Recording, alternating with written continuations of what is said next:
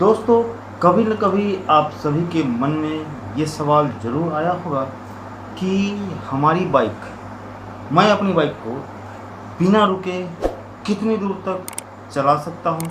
कहीं उसका इंजन ख़राब तो नहीं हो जाएगा, कहीं उसकी उसकी इंजन का कहीं उसकी इंजन ओवरहीट तो नहीं हो जाएगी, कहीं बाइक बंद तो नहीं पड़ जाएगी।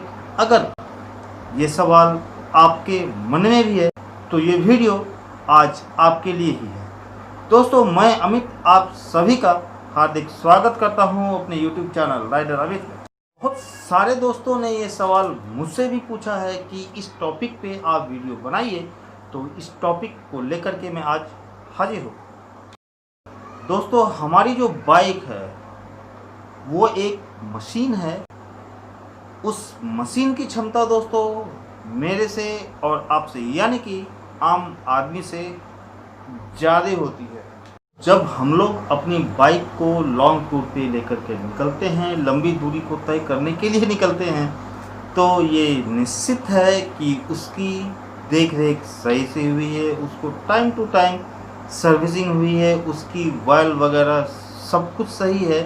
तो फिर हम 100 किलोमीटर चलाएं या फिर 200 किलोमीटर चलाएं या फिर 500 किलोमीटर चलाएं, उससे उसको कोई दिक्कत नहीं है। बात ऐसा है कि अपनी बाइक को स्टार्ट करते हैं तो आस्ते आस्ते उसकी टेम्परेचर जो है वो बढ़ना चालू होती है।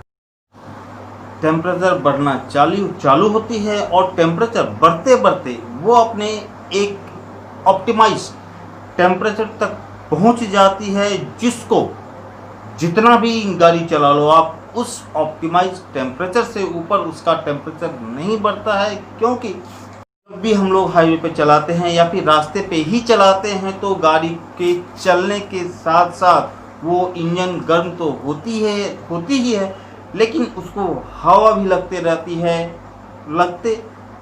है तो वो ठंडा भी होते रहती है और वो अपने ऑप्टिमाइज टेम्परेचर को मेंटेन करती है। ठीक इसी तरह लिक्विड कूल्ड इंजन में भी यही फंडा काम करता है।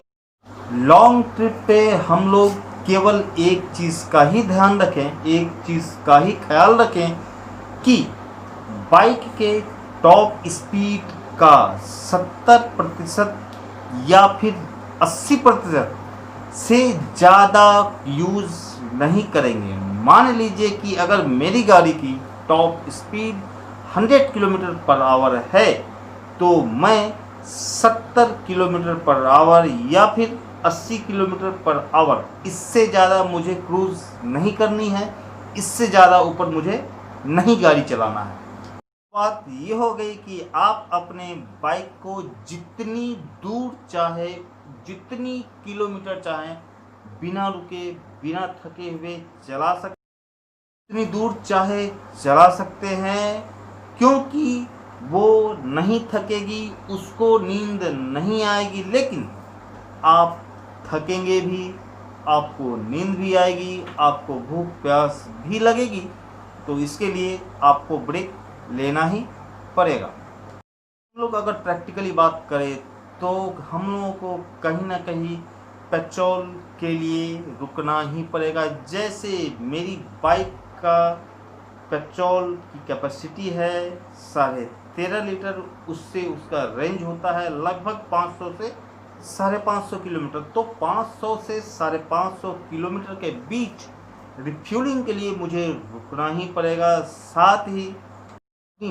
बाइक का बढ़िया से निरीक्षण भी कर लेता हूँ, कहीं कुछ लूज तो नहीं हो गया है, उसके टायरों को एक बार देख लेता हूँ सही से, कहीं वो पंचर तो नहीं है, कहीं उसमें कोई कील तो नहीं फंसी हुई है कि जिससे वो आगे जाकर के मुझे पंचर कर देगी। प्रैक्टिकली आपको 100-150 किलोमीटर पे आपको ब्रेक लेना ही चाहिए, लेना ही पड़ेगा। लेकिन अगर आपकी कैपेसिटी 400-500 किलोमीटर बिना रुके बिना थके बिना खाए पिए चला सकते हैं तो चला सकते हैं, इससे आपकी गाड़ी पे कोई भी बुरा असर नहीं पड़ेगा।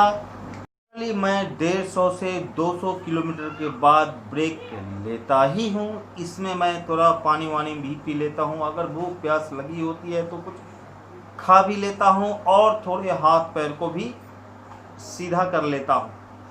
आपकी गाड़ी का रखरखाव सही हो, आप उसको टाइम टू टाइम सर्विस कराए हुए होंगे तो फिर आप चला सकते हैं, इससे कोई ज़्यादा दिक्कत नहीं होने वाली है। तो दोस्तों, ये छोटी सी वीडियो आप लोगों को कैसी लगी है कमेंट करके ज़रूर बताइएगा, और अगर अच्छी लगी है तो लाइक कर दीजिएगा, शेयर कर दीजिएगा उन लोगों के साथ जिन लोगों को इस सवाल का, इस प्रश्न का जवाब चाहिए होगा। तो मिलते हैं अगले वीडियो में। जय हिंद, जय भारत, राधे राधे।